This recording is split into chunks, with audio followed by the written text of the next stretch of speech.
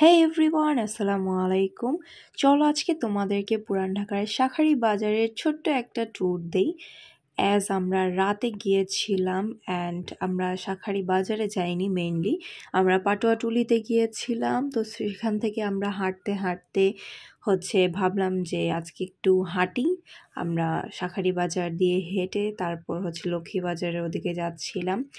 And শাঁখারী বাজারে যে কত ইয়ার্স পর আমি এসেছি, অ্যান্ড রাতের বেলার শাঁখারী বাজারটা তোমাদের কাছে কেমন লাগছে আমি জানি না, বাট ছোটোবেলার অনেক স্মৃতি এখানে আছে। যেহেতু এটা হিন্দুদের এলাকা, সো হিন্দুদের যত রকমের আইটেম আছে পূজা করার জন্য বা তাদের নিত্য প্রয়োজনীয় যত সামগ্রী আছে সব এখানে পাওয়া যায়। তারা এখান থেকে কেনাকাটা করেন অ্যান্ড এখানেই তারা থাকেনও। এখানে বিল্ডিংগুলো তোমরা দেখতেই পাচ্ছ, একটার সাথে একটা পুরা লাগানো, অ্যান্ড এখানে খুবই ছোট ছোট বিল্ডিং আছে। আর এই স্টলগুলোতে কিন্তু অনেক কিছু পাওয়া যায়। সো যারা হিন্দু আছো তারা এখান থেকেই পুরান ঢাকার কেনাকাটা করো, আমি জানি।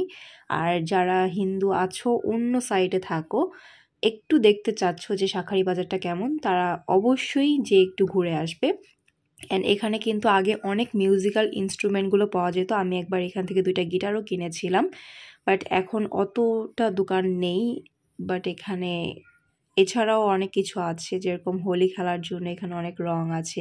যারা টিপ পরতে পছন্দ করে এখানে অনেক রকমের টিপ আছে। অ্যান্ড ওই দিন পূজা হচ্ছিল, সো তোমাদের আমি একটু শোনাবো যে সাউন্ড কেমন ছিল।